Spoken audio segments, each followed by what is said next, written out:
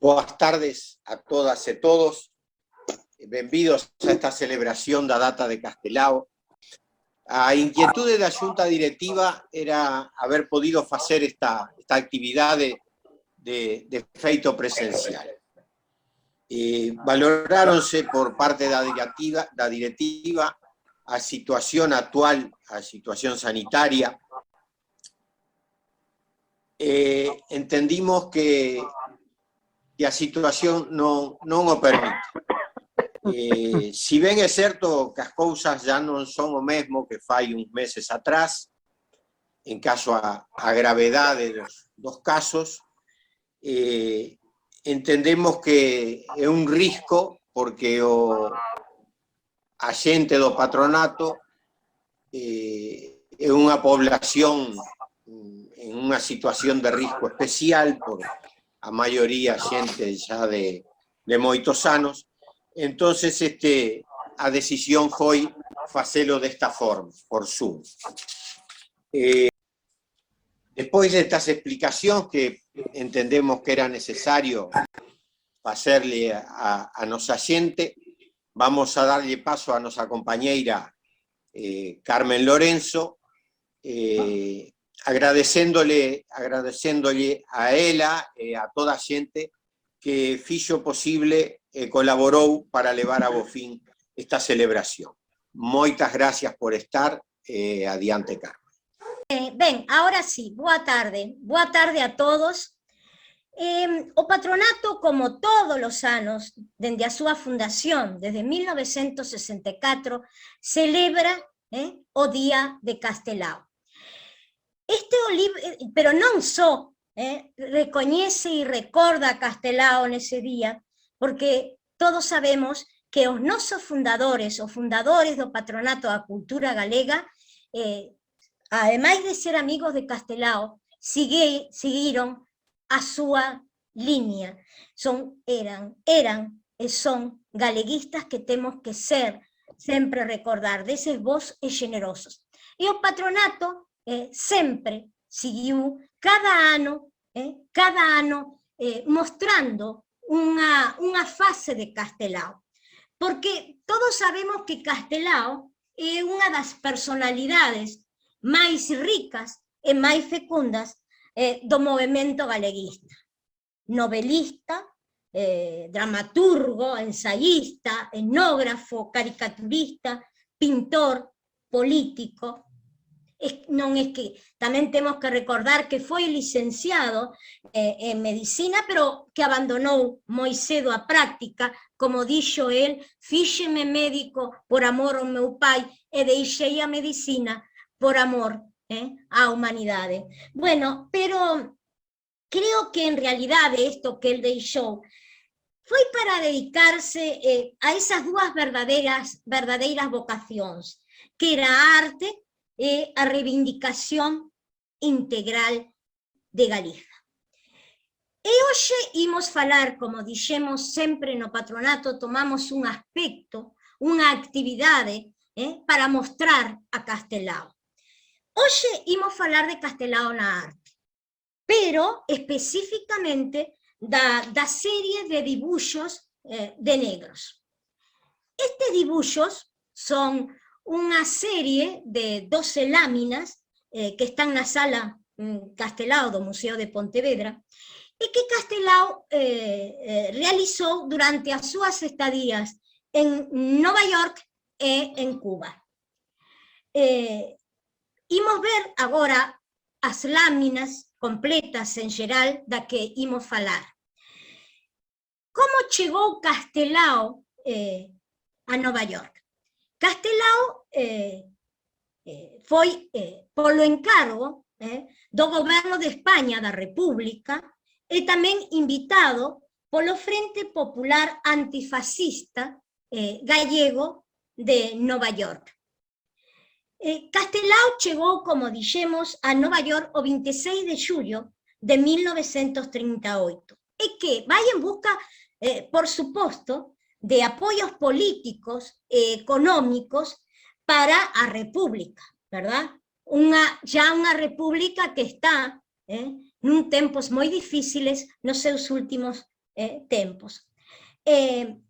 Por suposto, para a defensa e para a divulgación do goberno da República Española.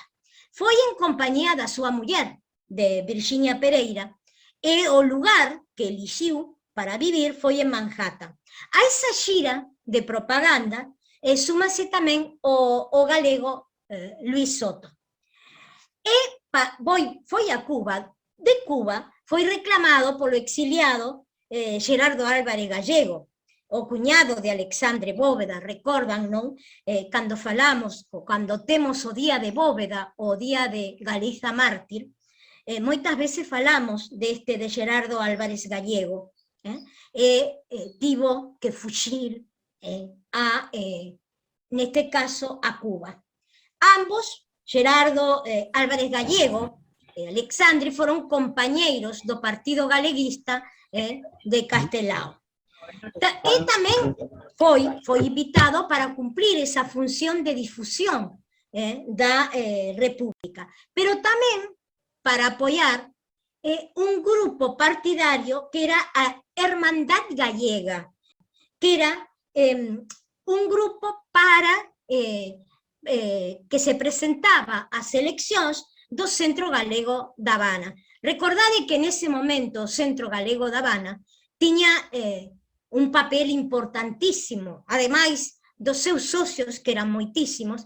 A emigración galega en Cuba nesa data é moi importante. Pois Gerardo Álvarez Gallego era un dos integrantes deste grupo de Hermandad Gallega, e justamente era o grupo máis progresista que se presentaba ás eleccións para a directiva do Centro Galego da Habana.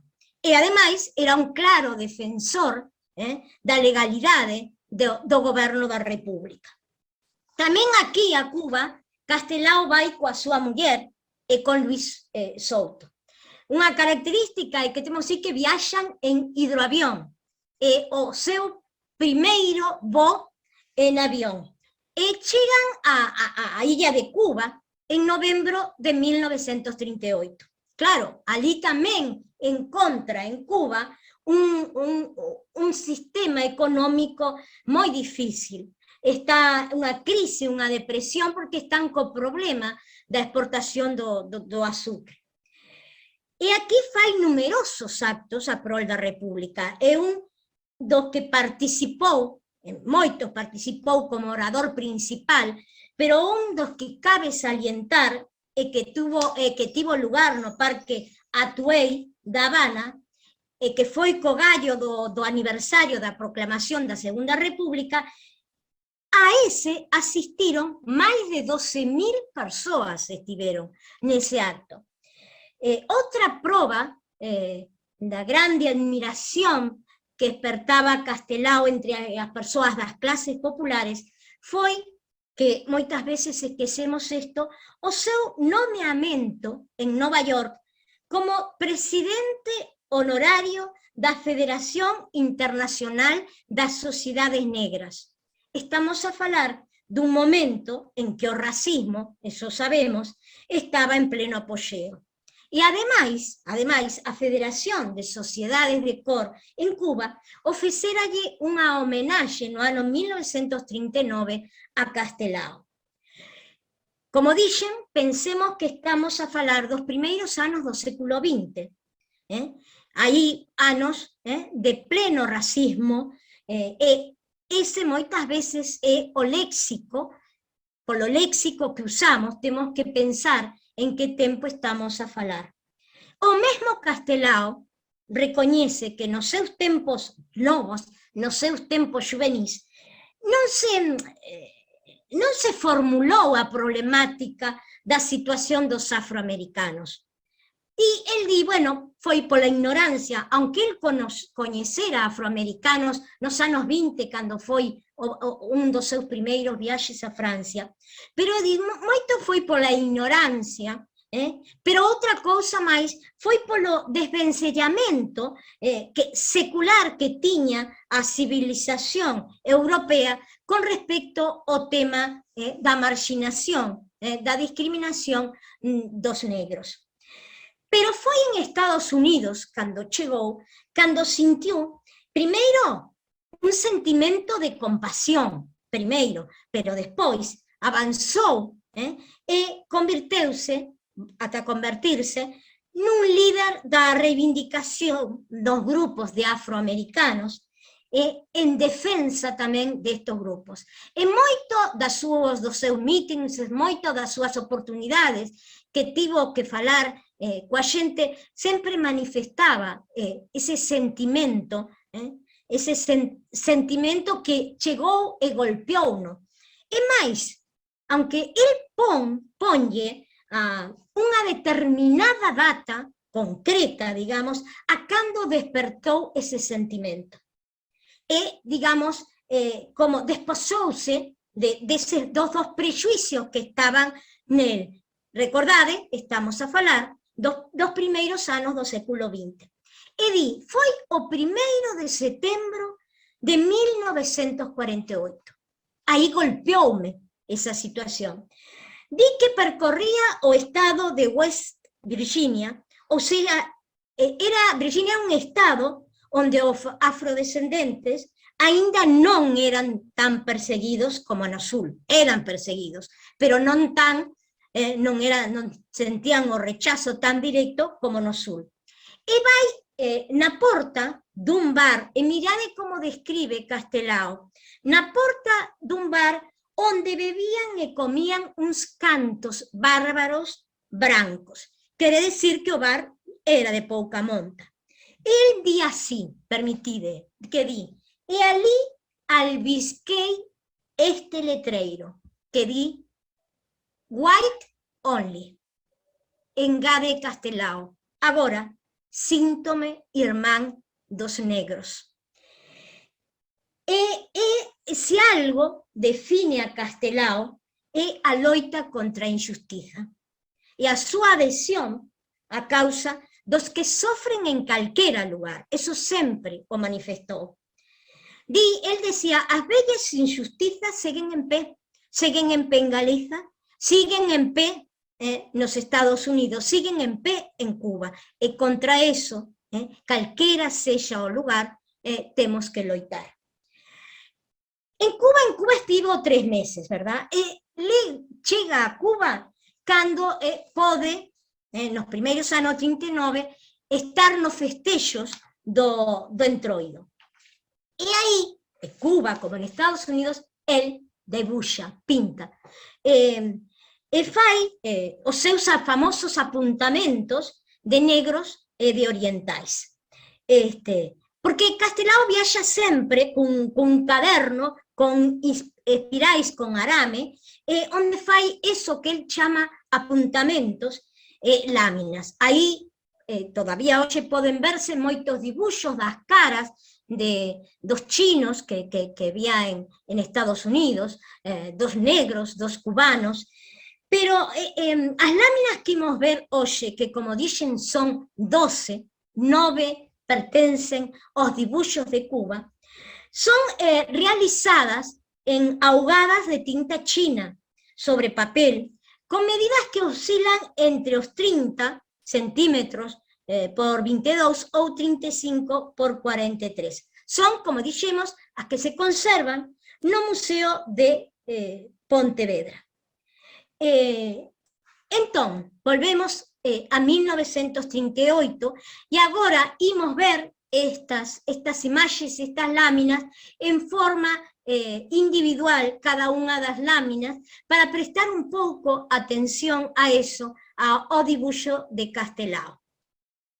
Como dixemos, chega a Cuba a finais de 1938 e primeiros tempos de 1939. Da súa serie de dibuxos de Cuba hai 9 láminas. Esas 9 láminas recollen figuras de músicos, non hai casi figuras individuais, son máis ben en grupo, bailarinas e comparsas de Entroido. Imos ver a ver si podemos ver algunhas delas. Moi ben, Carmen, aí tendes, imos pasar e despois imos falar, esta é o bongonceiro, pero imos falar despois de cada unha delas. Castelao, como vemos, non acompaña as estampas ningún texto, como fixo, por exemplo, con cousas da vida, que ou tiña un texto co dibuixo, ou tiña a caricatura con un pequeño texto debaixo, verdad? Ou unhas viñetas. Non, neste caso, nos debuxos de negros, o artista que expresa o que sinte, a súa cosmovisión de Castelao foi plasmada nestes dibuxos de Cuba por medio de manchas, por medio de brillos, de líneas curvas, de contrastes de luz e de sombras, que reflicten maravillosamente a sensualidade e a espontaneidade dos bailes do povo africano. A ver se podemos ver algunhas máis, se se pode ir vendo algunhas máis destas láminas. Podemos seguir pasando, mirando para despois, esta os negros nas comparsas. Seguimos. Entón, seguimos pasando láminas, e prestamos atención como aquí vemos os bailes do povo negro cubano, do afrocubano, que están tan longe e tan afastadas das láminas de Nova York e da tristeza desas láminas. Por qué? Aquí vemos as persoas, en xeral, como dixen, están percibidas como grupo. Non hai, se ven, por exemplo, imos ver unha muller, conga se chama, imos ver unha muller danzando que sobresae, pero non está soa, sempre hai, neste caso, sempre hai algún grupo, algunha xente máis. Entón, el percibe ese dibuixo e a xente como grupo. Aunque algunhas persoas teñan algunha característica de seu, por las características propias, pero xa foran eles ou xa foran elas, constitúen unha comunidade, ese grupo. Pero esa comunidade, vemos que non estaba integrada no resto do grupo social. Vemos a comunidade de afrocubanos, a comunidade de negros cubanos, pero non está, aí non vemos outros integrados no grupo. Temos as figuras, como dixe, en xeral, son grupais, en xeral os rostros teñen unha expresión como absorta, verdad? Están metidos no ritmo, están nun estado de transo provocado pola música e o baile. En xeral, imos ver que son semellantes os rostros. Non ten ningún detalle un dos outros, digamos, da fisonomía que podamos destacar. Os rostros son casi iguais, verdad? O mesmo que os corpos. Os corpos tamén son casi iguais.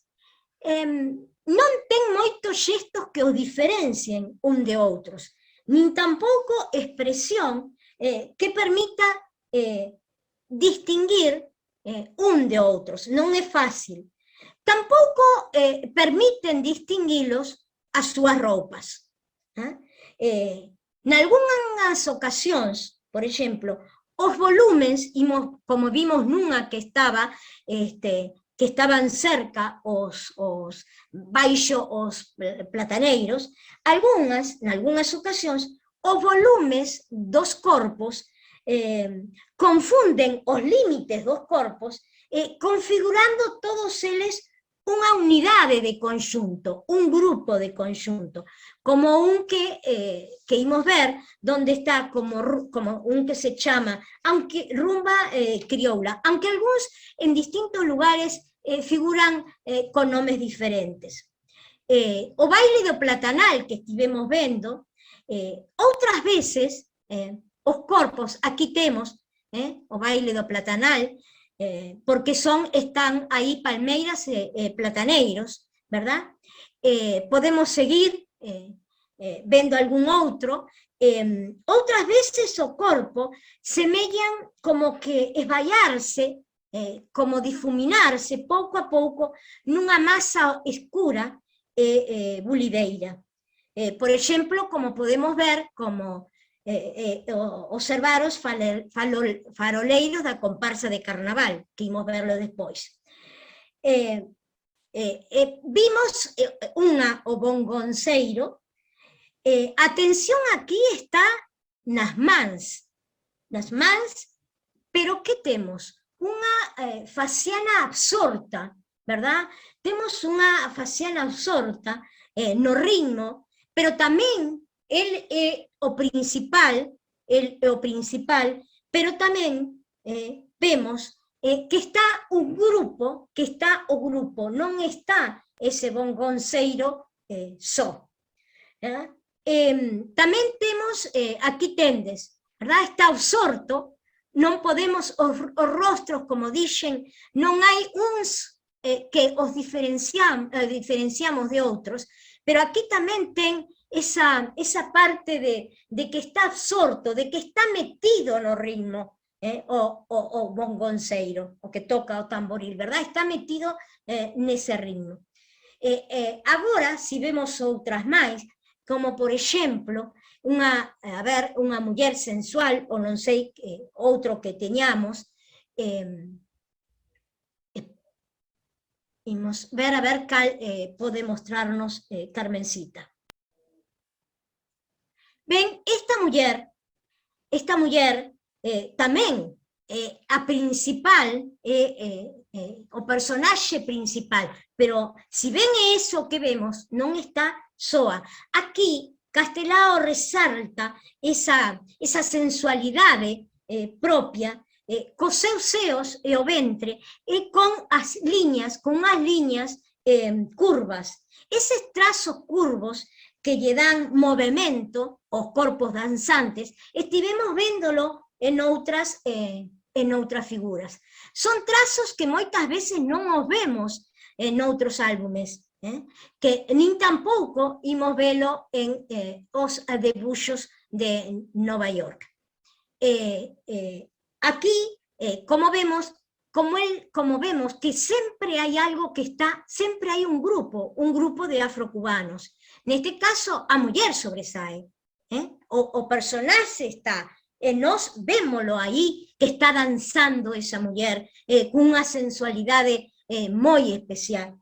Pero tamén o seu rostro está concentrado, está metido na danza. Domingo García Sabel describíaos así: os dibuxos dos negros feitos en Cuba, en Norteamérica en 1939, son, sin dúbida, unha das expresións verdadeiras e máis patéticas da creatividade do artista. As forzas das imaxes que estivemos vendo, que creo que falta unha máis, son moi importantes. Mesmo nos metémonos nesa danza, nese grupo, e nós podemos estar e oír a música dos tambores, dos cánticos que acompañan este baile cheo de ritmos. Este baile, aquí temos a comparsa dos faroleiros, cheo de ritmos. E, como estivemos vendo aquí, nós non vemos tristeza, vemos alegría, verdad? E tamén vemos natureza, moitas veces agreste, da illa de Cuba. Pero ou están baixo, como vimos as banderolas, ou baixo farois do campo da festa. non sei se queda algunha máis, imos poder pasar novamente as figuras de Castelao en Cuba, e pasamos unha tras outra, porque imos xa mencionar o oposto, que son as figuras de Castelao. Aquí temos outra máis tamén das figuras estas, como está en grupo no entroido. Estos son as danzas no entroido.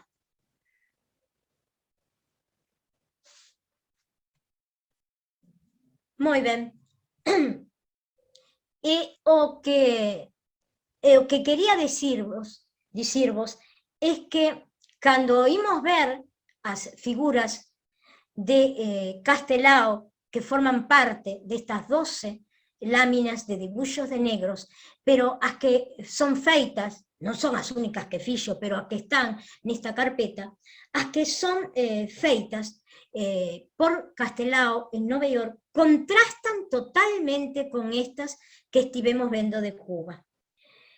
Aquí estivemos vendo un mundo máis alegre, máis festeiro en Cuba, a tal punto que Castelao, en algunhas dos seus escritos ou das súas cartas, ele opina que os afrocubanos, os negros de Cuba, viven mellor que os negros de América, de Norteamérica. E agora, se podemos, a ver, aquí temos outra, tamén, con guitarra, tocando a guitarra. Aquí vemos as características que falamos, están en grupo, pero se vostedes vedes aquí, están todos concentrados, escoitando a música. No, bueno, se nos queda outra, mostramos outra das 9. Creo que xa mostramos as 9 láminas de dibuixos en Cuba. Entón, imos ver a que para min é unha das máis fortes, das máis... o trazo de liñas de Castelao en Cuba é máis sutil, están as liñas, son máis curvas. En Nova York o trazo, o lápis, a tinta chinesa, é moito máis forte, moito máis intensa. Entón, así temos a estampa individual do famoso, un dos dibuixos de negros máis coñecidos de Castelao, que é o negriño en Nova York. Aí, a ver se podemos ver lo negriño en Nova York, aí en Nova York amósanos no primeiro plano a estampa dun mozo, dun home novo, verdad? Enfundado nun grosso abrigo, cunha zamarra, chamada naquel momento esos abrigos, cun gorro de lá e de bufanda. Sabemos que está nun día frío do inverno neorquino, verdad? Detrás dele levántanse impoñentes as masas dos rañaceos da cidade, o sea, dos rascacielos desa urbe tan gigantesca. Entón, parece que ese rascacielos, vense como en riba do mozo como para afogalo. Percibimos tamén unha pequena silueta das polas dunha arboriña nevada, está un pouco nevada, é a única mostra da natureza que hai neste dibuixo. Vedes que os cores negros son moito máis intensos, as liñas son moitísimo máis fortes e máis intensas. Esta imaxe, como dixen, son os opostos ás dos outras, a dos negros de Cuba. Aquí temos un clima xélido frente aos outros que tivemos un clima de calor, un clima caribeño. As roupas aquí son rexas, son pardas, frente ás camisas, os pantalóns, os vestidos brancos e liviáns. aquí temos só a natureza, este mozo, que este mozo Castelao estaba almorzando, tomando café, nun bar que iba moitas veces, e veu este mozo. Entón, aquí, estas roupas, como dixen, son moi diferentes, moi duras, moi distintas frente aos pantalóns, frente aos pantalóns, frente aos vestidos brancos, frente as camisas brancas dos cubanos, que son máis liviáns. Ti que estás vendo non só a liña máis livián, sino que estás sentindo así.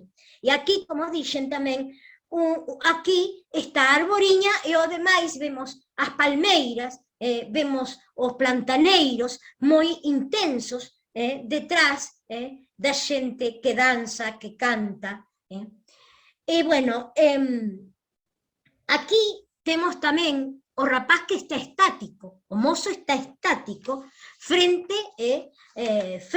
aos movimentos e a sensualidade dos corpos, o movimento dos danzantes, ou dos que cantan. O movimento está moi sinxelo, con liñas curvas, pero está.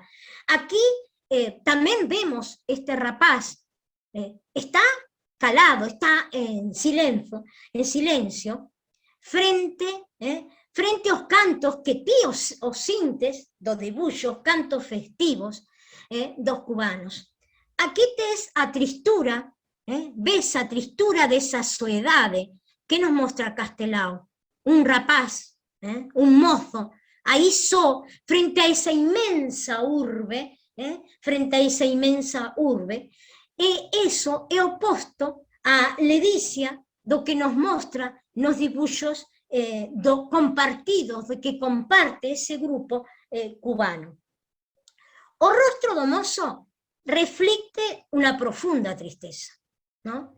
Unha melancolía, e a dor que lle provoca a soedade que sufre nesa gran cidade. Castelao dixe que o ve lonxe das súas raíces, que se está aí o sentimento de desarraigo. Eso tamén, Castelao, e máis neses anos, ten ese sentimento de soedade, que está exiliado lonxe de Galicia, xa ve con poucas posibilidades de voltar á terra, e ten que ver, está lonxe, está marxinado da súa terra, e ten que buscar un lugar onde exiliarse. Tamén temos, dentro dos debuxos que se din que é de Nova York, porque Castelao, todos os dibuxos destos, tanto de Nova York como de Cuba, puxo ano 1939, pero agora se sabe que moitos dos dibuxos foron fundamentalmente os de Cuba, foron finais algúns do 38. Aquí temos a ver se podemos ver o que el chamou o billeteiro, ou o vendedor de lotaría. Aí vemos tamén que son as figuras, moito máis, os trazos máis fortes, máis negros. Tampouco vemos moi clara, moi distinguida, non distinguimos rasgos do seu rostro. Pero que vemos? Vemos un home que está sentado cando xa non pode máis. Está sentado. E que vemos? Vemos a súa cara, móstranos unha expresión de canseira. Tamén, como vedes, é diferente os negros de Cuba. Os trazos son moito máis diferentes as liñas. Tamén temos na carpeta dos debuxos de negros, temos tamén unha muller e un meniño de trazos orientais, que tamén foron feitos en Nova York. Castelao fixo moitísimos apuntamentos, moitísimos dibuxos, borradores a veces, de xente en geral pensamos que son chinos, de xentes con rasgos orientais. Porque él ve también a ese grupo como un grupo marginado, como un grupo que diferente, que forma un grupo, pero que non forma parte desa sociedade que nese momento ya se presenta como a sociedade do esplendor, a sociedade das oportunidades, pero en realidade non é para todos. Bueno, estes dibuxos, moitos destes dibuxos que fixo Castelao, moitas veces foron dados como agasallos ou como recoñecemento a colaboradores. Outros foron vendidos nos mitíns a prol da defensa da República. Ademais, en esos era xeralmente Castelao facía un debuxo que se presentaba co sistema de poxa para que a xente pagara, dera un prezo por eso, que era, en definitiva, para obter diñeiro para a causa da República. Virxinia Pereira, a súa muller, trouxo estes dibuxos cando chega a España, a Madrid, doullos a un dos seus protectores galegos. Este, no ano 1969, no ano 1969, cando faleceu Virxinia, dounos como doazón, estas láminas, dounas como doazón ao Museo de Pontevedra. En 1970, o Museo publica unha carpeta con estos dibuxos, con unha edición dunha importantísima tirada. Hoxe, se entrades en internet, podedes ver que moitos privados ofrecen en venda estas carpetas de dibuxos de negros de Castelao. Outro dibuxo original que chamou uno Negro tocando a guitarra e cantando, quedou na illa de Cuba. E ali, José Neira Vilas ubicouno e trouxo a Galicia para doalo ao Museo Carlos Maside de Sada. Eso foi no ano 1972. Pero volvemos ao ano 39. Como dixen, temos o exiliado Alfonso Daniel Rodríguez Castelao, con 54 anos, case cego, sin diñeiro, nunha situación irregular o perder a garra da República pola que tanto loitou e pola que tanto ofreceu o seu traballo, a súa intelixencia, e vémolo tamén como sin diñeiro, e buscando un lugar que poda exiliarse. Pensa na Argentina, onde ele estivo os seus primeiros anos vivindo na Argentina. E ali, moitos colaboradores, a Argentina non foi doado, que otorgarlle o permiso, pero moitos colaboradores, entre eles o seu amigo Prada, fixo as xestións para que a Argentina deralle o permiso para exiliarse. E que ten que malvender moitos destes dibuxos que fixo para cambiar os dólares para os pesos argentinos. E chega a Argentina o 16 de xullo de 1940. A min gustaríame moito que algún entendido, algún artista plástico, poidera ver estos dibuxos non creo que aquí, non sei se hai algunha persoa aquí que teña o coñecemento técnico, pero a min gustaríame moito ver esa visión, a visión técnica, a visión do coñecedor destos dibuxos de Castelao. Como tamén todos os outros dibuxos que estivemos vendo nas distintas presentaciones, charlas que fixemos de Santiago. Pero tamén que viran fundamentalmente os álbumes Atila en Galicia, Galicia Mártir, Milicianos, que ten unha técnica moi parecida a esta, unha técnica de dibuixo, pero que aí o fundamental é a dor que nos... Aí vemos a dor, o padecemento, porque son feitas, a primeiro foron no 37, no 38, son feitas en defensa da República, fundamentalmente como denuncia da represión que estaba a sufrir os galegos. Esos, nós, o patronato, temos, a verdad, o privilexio desde moitísimos anos de ter estos álbumes, estas carpetas, ademais de moita da súa obra, das súas pinturas feitas na cor. Pero que moitas veces esas pinturas, porque el traballa, a veces aí están máis lisos as cores, pero que hoxe está a recoñecerse a valía dende o punto de vista técnico desas pinturas. Pois ben, entón, o que estivemos vendo ata agora é que esa residencia en Manhattan, en Nova York, esas viaxes que fixo por Estados Unidos fundamentalmente, o seu convivir coas clases populares, o convivir nas rúas, vivir como esa xente, e sentir como el sentiu as leis de segregación racial, a ese 11% que era nese momento a poboación afrocubana ou afroamericana, ou a poboación negra,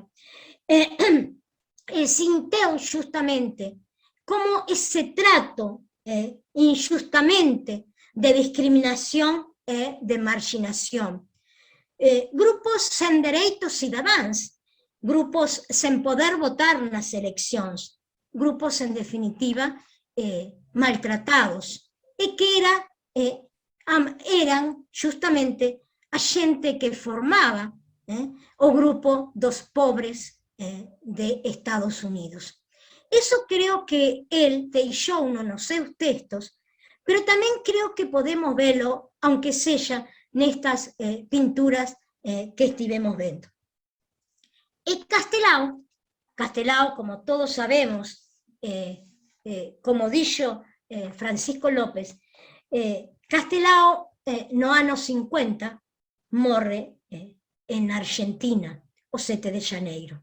Nós, como tamén non celebramos o día da data do seu falecemento, pero sí o día do seu nacemento.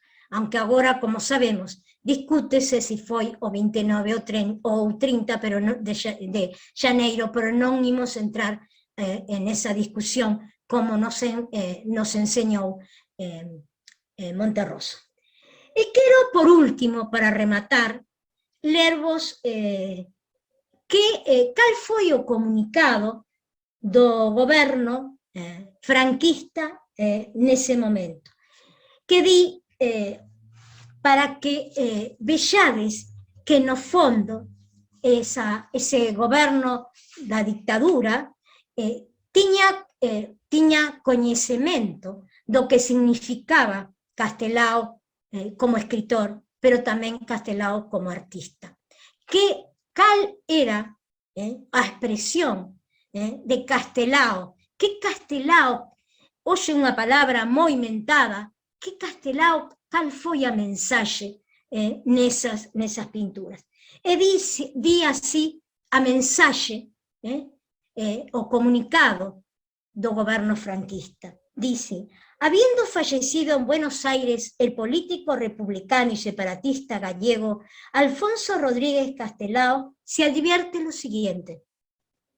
La noticia de su muerte se dará en páginas interiores y a una sola columna. Caso de insertar fotografía, esta no deberá ser de ningún acto político. Se elogiarán únicamente del fallecido sus características de humorista, literato y caricaturista. Se podrá destacar su personalidad política siempre y cuando se mencione que aquella fue errada y que se espera de la misericordia de Dios el perdón de sus pecados. De su actividad literaria y artística no se hará mención alguna, del libro Siempre en Galicia, ni de los álbumes de dibujo de la guerra, estaba refiriéndose creo que a de guerra civil. Cualquier emisión de estas instrucciones dará lugar al correspondiente expediente. Bueno, esto foi a charla do tema que tocamos este día de Castelao, que son os debuxos de negros, estas estampas que están, que fixo, que recolleu o Museo de Castelao de Pontevedra. Bueno, grazas a todos e como dixen, gustaríame moito escoitar alguén que poidera dar unha información, o seu coñecemento sobre a parte técnica como expresión plástica de Castelao. Ben, eu non vou facer unha explicación técnica porque eu de pintura non sei nada, pero o que sí temos que destacar aquí é a capacidade de Castelao para transmitir os sentimentos e a situación da xente. E o mismo que fai aquí nos dibuxos, en estes, en outros, tamén o fai na literatura. Lémbrome que fai uns anos, moi poucos por certo, fixemos no patronato, celebrando un día de Castelao, o ollo de vidrio. Pero o importante é que en aquel anaco que nos teatralizamos, él en un anaquiño moi pequeno transmite a situación do emigrante retornado, transmite a situación da nai solteira, as diferenzas entre a vila e o campo, e o rural, digamos. E iso pareceme que é o importante destacar, a capacidade de Castelao para transmitir esos sentimentos.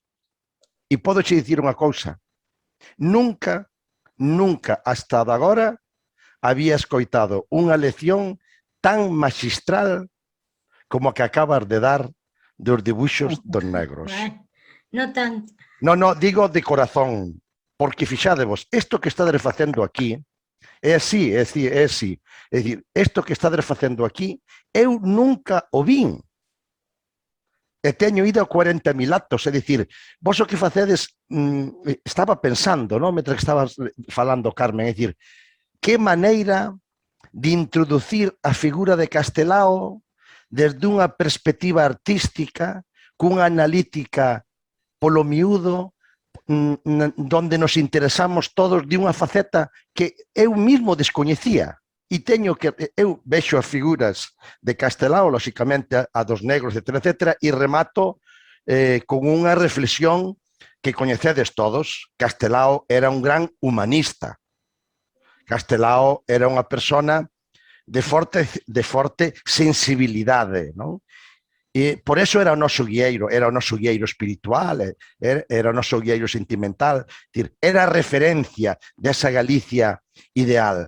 Pero nunca asistí a unha clase como esta, nunca. Por lo tanto, de verdad, entenderme que permitir que de novo vos dé as gracias. Isto que estades facendo non se fai en Galicia, Por eso, seguramente, o Castelao que nos coñecemos é un Castelao distinto ao que coñecedes vos.